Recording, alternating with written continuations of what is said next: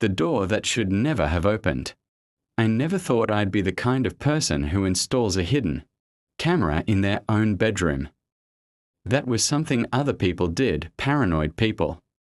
Controlling people, but sometimes life pushes you into decisions you never planned to make, and sometimes those decisions save you from a truth so dark. It changes how you see your own family forever. If you enjoy stories where secrets are exposed, lies collapse, and justice arrives quietly but powerfully, make sure you subscribe now. Because this story doesn't just twist, it cuts deep. The day it began was completely ordinary. I left my house just after 9 a.m., locking my bedroom door out of habit. My daughter-in-law, Rachel, was staying with us temporarily. She had said it was easier for the kids if she stayed close while my son worked long hours. I believed her. I wanted to believe her. Rachel smiled too much, asked too many questions, touched things that weren't hers, but I brushed it off. She's family, I told myself. Still, something didn't feel right. That's why, a week earlier, I had installed a small camera behind the bookshelf in my bedroom. It was hidden well, angled perfectly. Recording only movement near the dresser and bed. I told no one. Not even my son. That morning, I left for lunch with an old friend.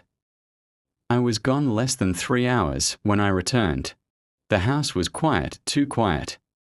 Rachel sat on the couch scrolling through her phone, legs crossed, acting casual. Everything okay?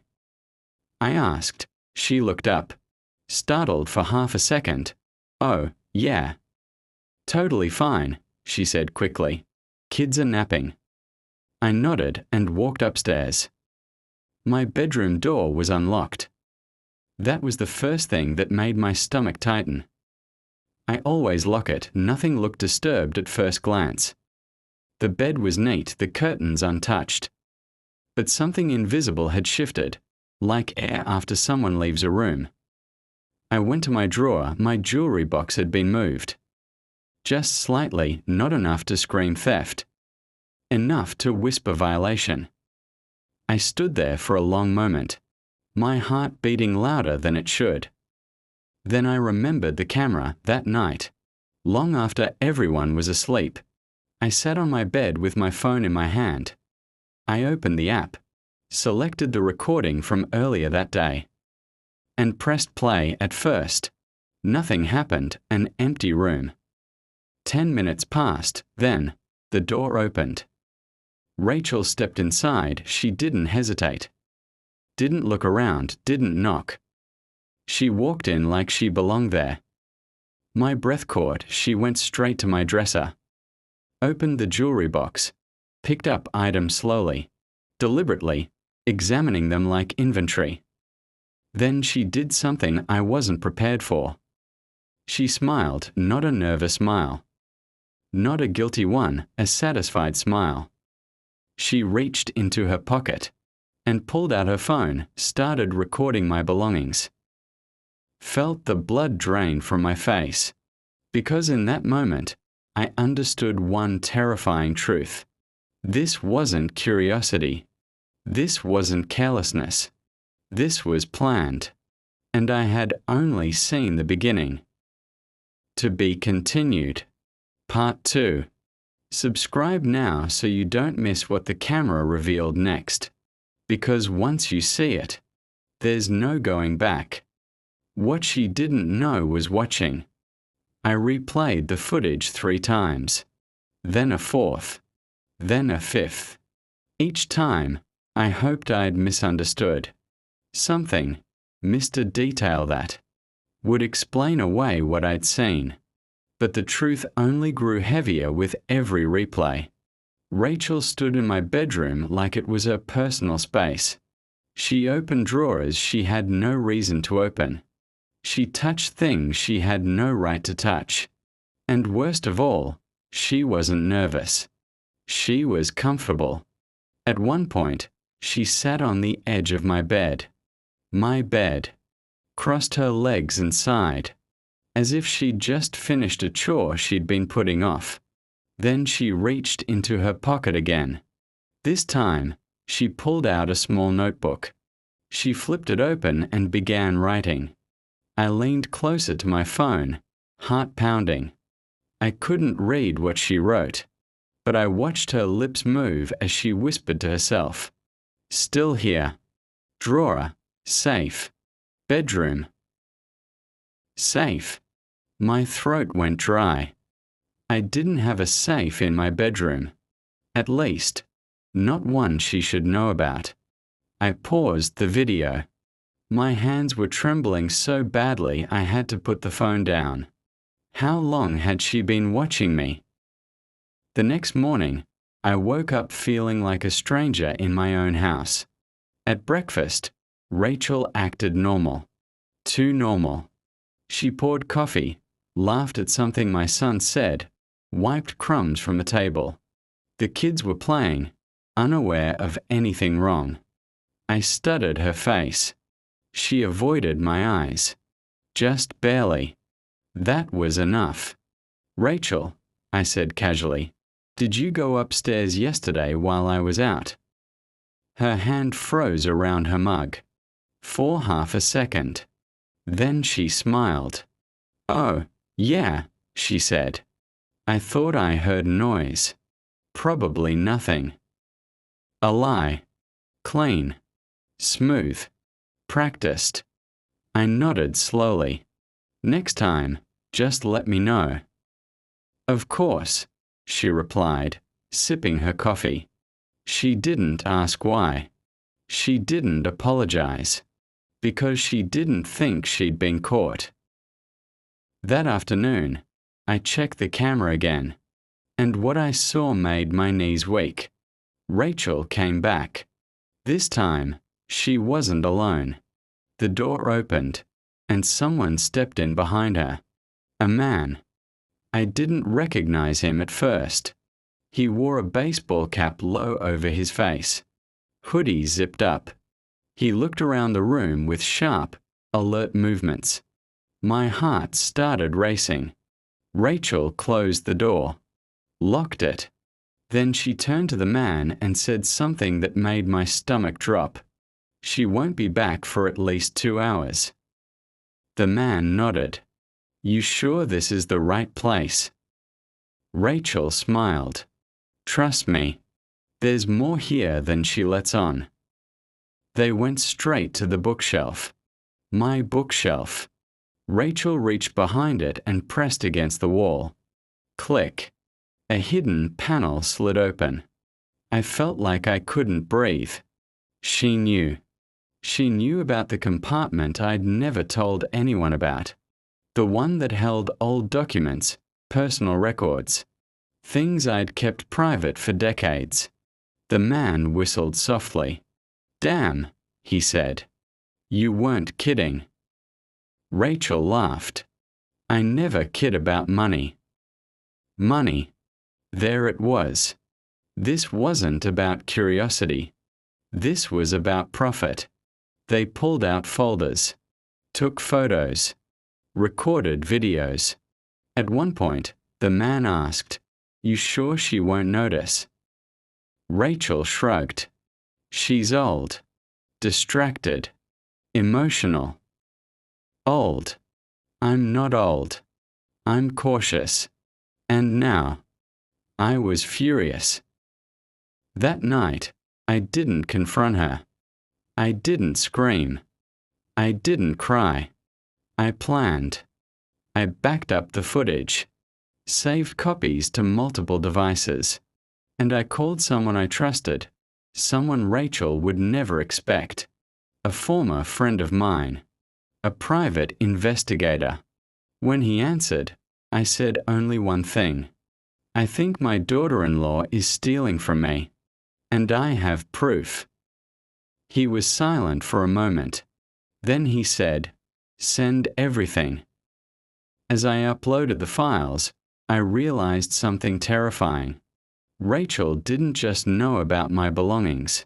She knew about my past, about things even my son didn't fully understand. And if she was willing to bring a stranger into my bedroom, what else was she willing to do? That night, as I lay in bed, staring at the ceiling, one thought kept repeating in my mind. She thought I was powerless. She thought I was alone. She was wrong. And very soon, she was going to find out just how wrong she was. To be continued. Part 3. The mask slips. The investigator's name was Marcus Hale. I hadn't spoken to him in years, not since a legal dispute long before. Rachel entered our lives. Back then, he'd helped me quietly resolve a situation that could have destroyed my family name. He was discreet, relentless, and above all, patient. Exactly what I needed now. Marcus watched the footage in silence. No interruptions, no questions. When the screen went black, he leaned back in his chair and exhaled slowly. "This isn't curiosity," he said. "This is a long game." My stomach tightened. "How long?" "Longer than you think." He tapped the screen where Rachel had opened the hidden panel. "She didn't stumble onto this," Marcus continued. "She knew it was there. Which means she either heard about it, or she's been watching you for a very long time." I swallowed hard.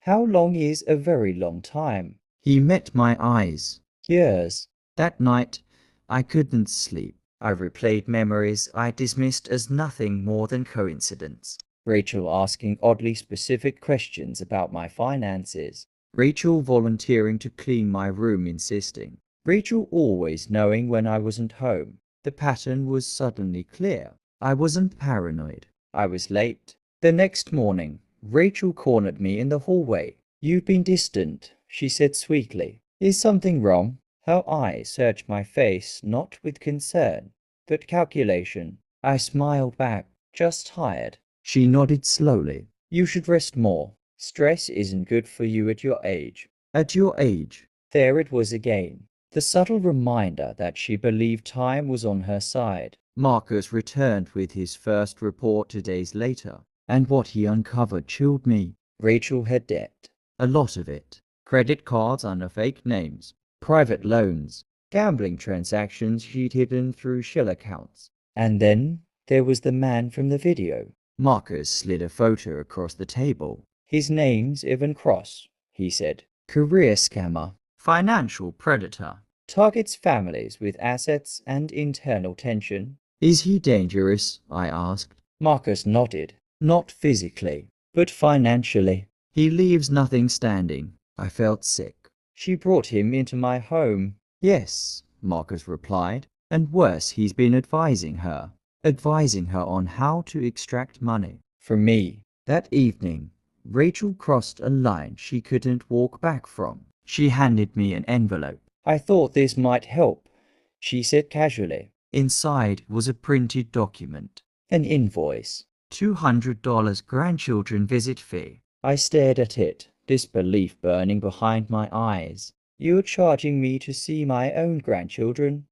She shrugged. "It's about boundaries. Babysitting costs. Emotional labor." Emotional labor. I laughed. A short, sharp sound. She stiffened. "What's funny?" I folded the invoice carefully and handed it back to her. "Oh, nothing," I said calmly. "I just appreciate clarity." Her eyes narrowed, and for the first time, I saw fear. Just a flicker. She didn't expect me to stay calm. She expected shame. Compliance. That night, I drafted my response. Not an argument, not an accusation, an invoice. But mine was different. Detailed, itemized, backdated. Every expense I had covered quietly over the years. Medical bills, legal support, emergency loans, mortgage assistance, private school tuition, interest-free, no contracts, no acknowledgement. At the bottom,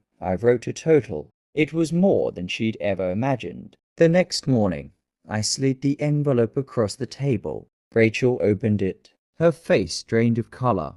This isn't real," she stammered. "Oh, it is," I replied. "And unlike yours, mine is enforceable." She laughed nervously. You wouldn't do this to family. I leaned forward. You stopped treating me like family the moment you walked into my bedroom with a stranger. Her eyes widened. She said nothing, because now she knew she'd been seen. Marcus texted me later that day. We're close. Don't confront her again. Let her make her next move. I stared at my phone. Rachel thought she was in control. She thought I was weak, but the trap was already set. And soon, she would step right into it. To be continued. Part 4. The countermove. Rachel didn't speak to me for 4 days after the invoice. Not a word. No fake smiles. No passive-aggressive remarks. No sudden offers of tea or forced politeness. Silence. And silence, I'd learned, was never peace, it was preparation. I felt it in the air of the house. The way doors closed more softly than usual. The way footsteps paused outside rooms before moving on. The way conversation stopped when I entered. She was thinking, planning, waiting for the right moment to strike back. Marcus warned me this would happen. She won't lash out immediately, he'd said. People like her don't explode. They calculate. On the 3rd day, she made her move. I returned home to find my bedroom door open. Wide open. My heart dropped. Nothing was missing. Nothing was broken. But the bedspread had been smoothed, pillows rearranged, drawers aligned perfectly. Someone had been there. Someone wanted me to know. I called Marcus immediately. She's rattling the cage, he said calmly, trying to remind you she still has access. She doesn't, I replied. Not anymore. That was true, at least physically. I'd already changed the locks to my room and installed additional cameras she didn't know about. What she didn't know would soon undo her. That evening, Rachel knocked on my door. Can we talk? She asked softly. I nodded. She stepped inside and sat down, folding her hands like a penitent. I think we got off on the wrong foot, she began. The invoice thing. Maybe I took it too far. I said nothing. She continued, eyes glistening just enough to seem sincere. You're their grandfather. I don't want money to come between family. Family. There it was again. I leaned back. Then tear up the invoice. She hesitated. Just half a second. But it was enough. I can, she said quickly. Of course, but I hope you understand. I've been under a lot of pressure. From who?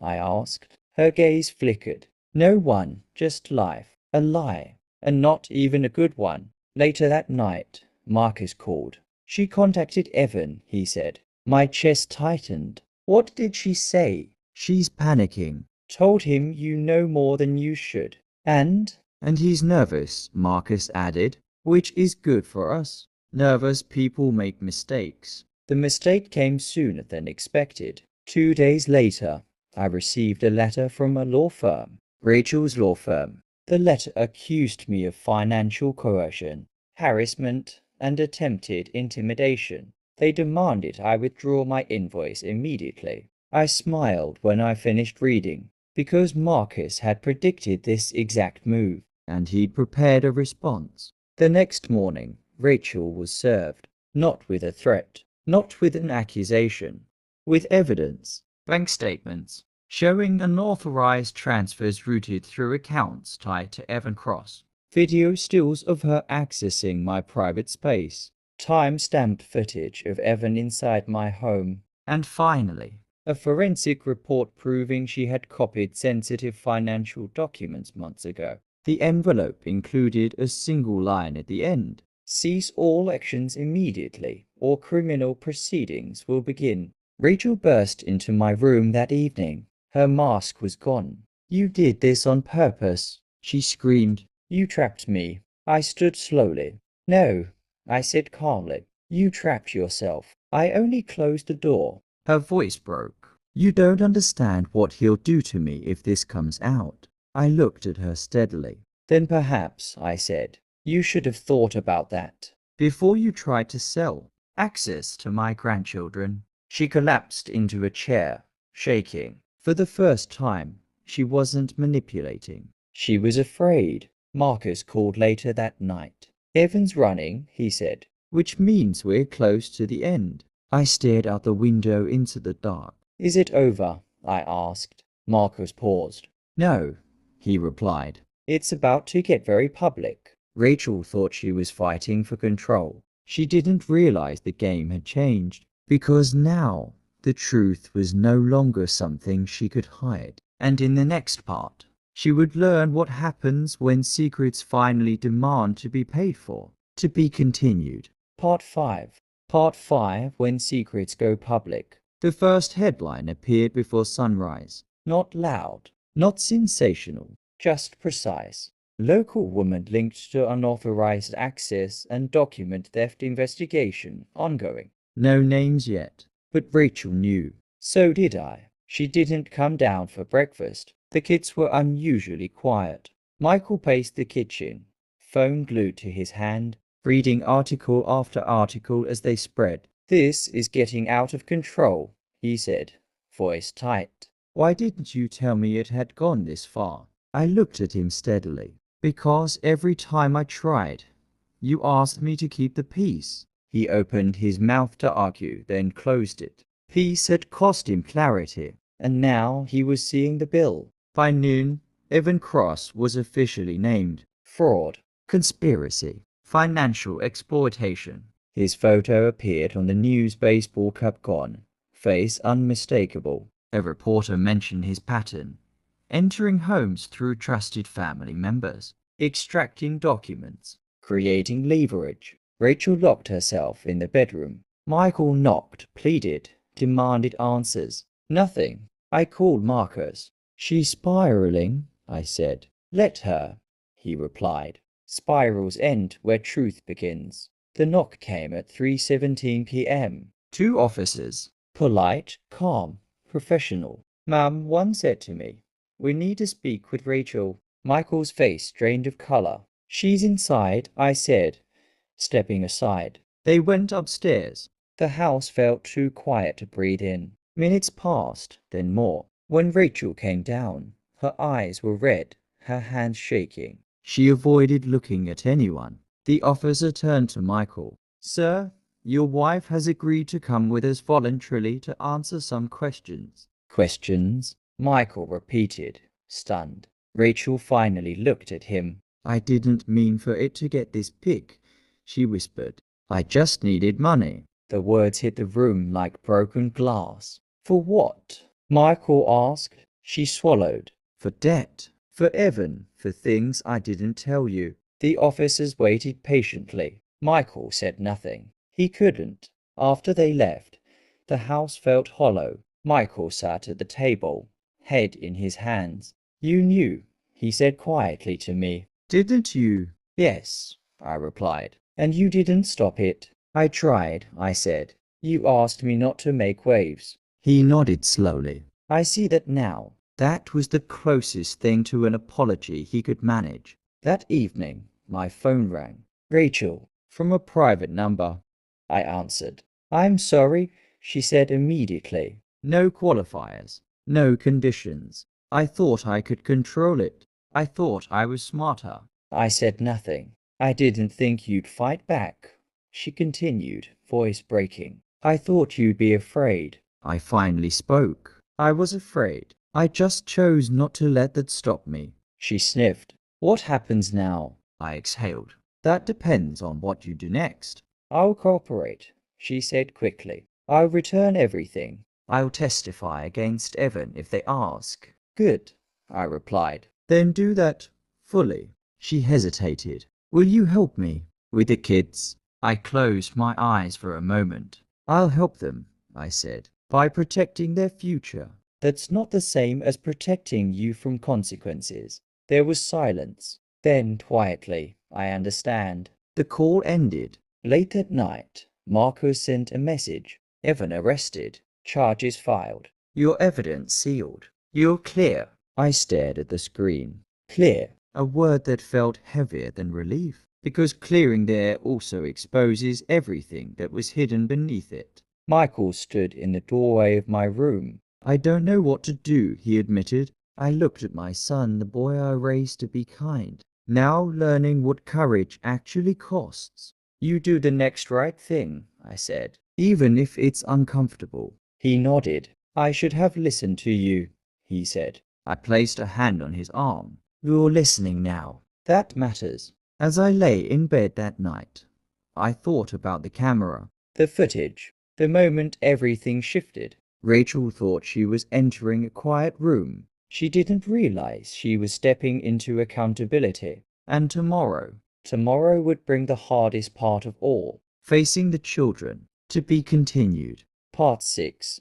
Part 6. What the children asked. The house didn't feel like home anymore. It felt like a place where something important had broken, and everyone was afraid to step on the pieces. Rachel didn't return that night. The kids woke up the next morning asking questions. No parent ever wants to answer too soon. Where's MOM? Is she mad? Did we do something wrong? Michael stood frozen in the kitchen, coffee growing cold in his hands. He looked at me like a man who had run out of language. I knelt in front of the kids. No, I said gently. None of this is because of you. Adults sometimes make mistakes, and they have to fix them. My oldest tilted her head. Is she in trouble? I didn't lie. She's talking to people who help when something goes wrong, I said, and she loves you very much. That was true even now. Children don't need details. They need stability. Later that morning, Michael finally broke. I don't know how to do this, he said, voice cracking. I thought I was protecting my family by staying out of things. I looked at him quietly. Staying out is still a choice, I said, and sometimes it protects the wrong person. He nodded slowly, shame written all over his face. I didn't want to believe she could do something like this. I know, I replied. Love makes us generous with denial. Rachel called again that afternoon. This time, her voice was different. No panic, no anger, just exhaustion. They're asking me to sign a statement, she said, against Evan. Will you? I asked. Yes, she said immediately. I should have done it sooner. I paused. Rachel, I said carefully, I need to be clear about something. I know, she replied. You're not going to save me. I closed my eyes. No, I said, but I will make sure the children are protected emotionally and legally. That's where my responsibility begins and ends. There was a long silence. Then she said something unexpected. I never meant to hurt you, she said. I just thought you wouldn't notice. That sentence hit harder than any accusation. I noticed, I said quietly. I just waited to be sure. That evening, a social worker visited. Not accusatory, not aggressive, procedural. Questions about the kids' routine, their support system. Who would help if Rachel had to attend hearings? Michael answered honestly. And then he said something that told me everything had finally shifted. My mother, he said. She's steady. She always has been. I didn't smile, but something in my chest loosened. 2 days later, Rachel came home, not triumphant, not defensive, humbled. She stood in the doorway, looking like someone who'd aged years in a week. The kids ran to her. She dropped to her knees and hugged them tightly, crying into their hair. I watched from the kitchen, not with satisfaction, with resolve. This wasn't about winning. It was about repair. That night, Rachel came to me quietly. I don't expect forgiveness, she said, but I want to say this without excuses. I waited. I used your kindness because I thought it was endless, she said. I was wrong, and I'm sorry. I studied her face. You don't rebuild trust with words, I said. You rebuild it with time and restraint. She nodded. I understand. That mattered. Later, as I locked my bedroom door, I glanced at the hidden camera. I hadn't checked it in days. I didn't need to anymore. It had done its job not by catching someone, but by forcing the truth into the open. Some people think cameras are about surveillance, but sometimes they're about clarity.